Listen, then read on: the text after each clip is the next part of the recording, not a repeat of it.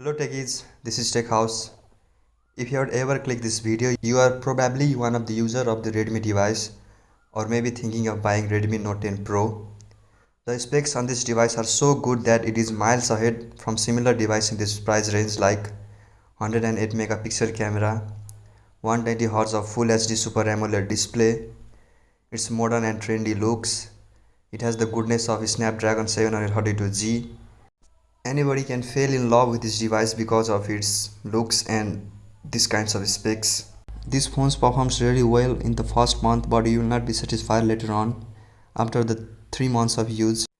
Although the Redmi phones are good in specs on the paper, you won't get performance as you used to get in early days.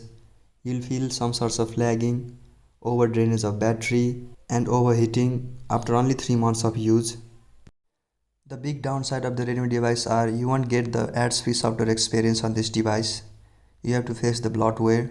Rather than you can go with some of the Samsung device like Samsung Galaxy A32. If you have found this video interesting and helpful, do consider subscribe. I drop this kind of helpful video on this channel.